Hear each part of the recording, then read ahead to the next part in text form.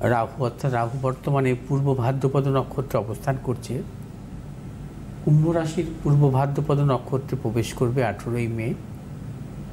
অর্থাৎ রাহুর কুম্ভ রাশিতে অবস্থান থাকবে 5ই ডিসেম্বর 2026 সাল পর্যন্ত। রাহু মূলত একটি রাশিতে 1.5 বছর থাকে এবং এই 1.5 বছর কাল থাকাকালীন রাহু বর্তমানে কুম্ভ রাশির পূর্ব ভাদ্রপদ নক্ষত্রে আছে, অর্থাৎ বৃহস্পতির নক্ষত্রে অবস্থান করছে। 2রা ডিসেম্বর 2025 সালে রাহু শতভিষা নক্ষত্রে প্রবেশ করবে, অর্থাৎ রাহুর নিজের নক্ষত্রে প্রবেশ করবে, অর্থাৎ শতভিষা নক্ষত্রে থাকবে 30শে জুন 2026 পর্যন্ত রাহুর অবস্থান থাকবে। 30শে জুন 2026 থেকে রাহু ধনিষ্ঠা নক্ষত্রে প্রবেশ করবে, কুম্ভ রাশির অর্থাৎ মঙ্গলের নক্ষত্রে প্রবেশ করবে। রাহু মূলত পূর্ব ভাদ্রপদ নক্ষত্রে থাকা শুভ নয়, কারণ বৃহস্পতি এবং রাহুর সম্পর্ক শুভ নয়। রাহু যখন নিজের নক্ষত্রে থাকবে, অর্থাৎ এবছরের 2 ডিসেম্বর থেকে 30শে জুন 2026 সাল পর্যন্ত অত্যন্ত শুভ ফল দেবে। কোন কোন রাশির পক্ষে দিতে পারে? রাহুকে আমরা ছায়া গ্রহ বলি এবং রাহু নিজে কিন্তু কোনো ফল দিতে পারে না। জন্মকালীন রাহু যে গ্রহ ভাবে অবস্থান করে সেই ভাবপতির ফল দিয়ে থাকে। রাহু যেভাবে থাকবে সেই ভাবপতি যদি কখনো শুভাবস্থায় থাকে, সেই জাতক জাতিকার জীবনে কিন্তু প্রভূত সাফল্য আসে। যেমন রাহু বিশ্বরাশিতে অবস্থান করে, বিশ্বরাশিতে তুঙ্গে অবস্থায় থাকে, এবং যখন কোনো জাতক জাতিকার রাহুর মহাদশা আসে, শুক্র যদি শুভাবস্থা থাকে, অর্থাৎ শুক্র যদি তুঙ্গি থাকে, স্বক্ষেত্রস্থ থাকে, শুক্র যদি কেন্দ্রভাবে বা ত্রিকোণভাবে শুভাবস্থা থাকে, তাহলে রাহু কিন্তু খুব ভালো ফল দেয়। সেই রাহুর দশায় সেই জাতক জাতিকার প্রভূত সাফল্য আসে। আমরা বলি যে রাহু কেন্দ্রভাবে বা ত্রিকোণভাবে রাহু অশুভ ফল দান করে। হ্যাঁ, করে। কখন করতে পারে? সে ভাবপতি যদি অশুভ থাকে, তবে কিন্তু রাহু অশুভ ফল দান করে। আবার দেখা যায় যে কোনো জাতক জাতিকার জন্মছক অনুযায়ী রাহু যদি কখনো জন্মকালীন দুস্থানগত থাকে, অর্থাৎ লগ্নের দ্বাদশে থাকে, অষ্টমে থাকে, সেই ক্ষেত্রে কিন্তু রাহু অশুভ ফল দান করে, প্রবলভাবে অশুভ ফল দান করে রাহুর দশায় বা রাহুর অন্তর্দশায়। যদি কখনো ভাবপতি শুভাবস্থায় থাকে, তাহলে কিন্তু সেই অশুভ যে ফল কিছু মাত্রায় হ্রাস হয়। অর্থাৎ রাহু যেভাবে অবস্থান করবে সেই ভাবপতির উপর নির্ভর করবে রাহুর মহাদশার ফলাফল।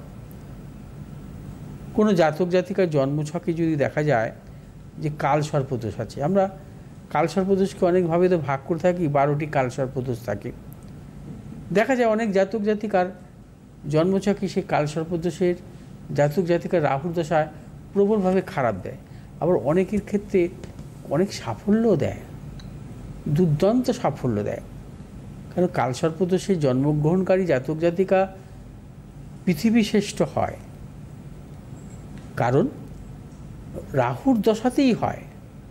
রাহু যদি শুভ ভাবপতির ঘরে অবস্থান করে এবং তার মহাদশায় কিন্তু রাহু প্রবল সাফল্য দিতে পারে। রাহু যদি দেখা যায় কোনো জাতক জাতিকার জন্মছকে শনির ভাবে অবস্থান করছে, শনি তুঙ্গী অবস্থায় আছে বা শনি শুভ অবস্থায় আছে, অর্থাৎ রাহুর দশায় কিন্তু তার জীবনে কিন্তু শ্রেষ্ঠ ফল দিতে পারে। রাহু যদি মূল ত্রিকোণে থাকে, অর্থাৎ রাহু যদি মিথুন রাশিতে অবস্থান করে মূল ত্রিকোণে, সেক্ষেত্রে যদি বুধ শুভ অবস্থায় থাকে সেই জাতক জাতিকা জন্মছকে, তাহলে পুরো রাহুর দশা তার জীবনে বিদ্যাক্ষেত্রে সাফল্য আসে, সম্মানজনক কর্মজীবন আসে এবং রাহু সেই ফল তাকে দিতে পারে।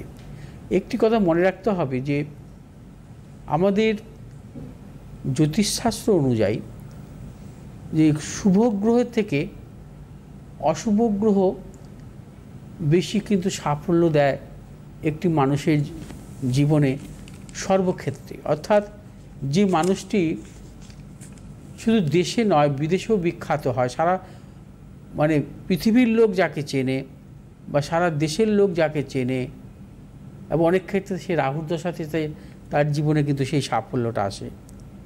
সেই রাহু যদি তার জীবনে তার জন্মছক অনুযায়ী যদি শুভাবস্থা থাকে তাহলে কিন্তু সেই সাফল্যটা তার জীবনে আসতে পারে। শনি, মঙ্গল, রাহু এই তিনটি গ্রহের দশান্ত মানে দশাতে একটি জাতক জাতিকার জীবনে কিন্তু শ্রেষ্ঠ হতে পারে। সেক্ষেত্রে বৃহস্পতির দশা বা বুধের দশা বা চন্দ্রের মহাদশায় বা শুক্রের মহাদশা অনেক ক্ষেত্রে সাফল্য পায় না। আপনারা যারা জ্যোতিষশাস্ত্র নিয়ে মানে বিশেষ করে আগ্রহ বা জ্যোতিষশাস্ত্র নিয়ে আপনারা অনেক পড়াশোনা করেন, দেখবেন যে দেশেই হোক বা বিদেশের ক্ষেত্রেই হোক যারা প্রতিষ্ঠিত হয়েছে তারা প্রত্যেকে কিন্তু অশুভ গ্রহের দশায় প্রতিষ্ঠিত হয়েছে। মানে তাদের জীবনে রাজনৈতিক ক্ষেত্রে প্রতিষ্ঠা পাক, তারা কর্মজীবনের ক্ষেত্রেই প্রতিষ্ঠা পাক, তারা অর্থনৈতিক ক্ষেত্রেই প্রতিষ্ঠা পাক, বিদেশ যাত্রার ক্ষেত্রেই প্রতিষ্ঠা পাক, মানে তাদের জীবনে ব্যবসা ক্ষেত্রেও প্রতিষ্ঠা পাক, এবং তাদের জীবনে যে প্রতিষ্ঠা হওয়ার যোগ, প্রতিষ্ঠিত তাদের মান সম্মান প্রভাব প্রতিপত্তি অর্থ সমস্ত কিছু কিন্তু অশুভ গ্রহের দশায় দেয়। অশুভ গ্রহ শুভ গ্রহ চাইতে বেশি কিন্তু ফল দান করতে পারে।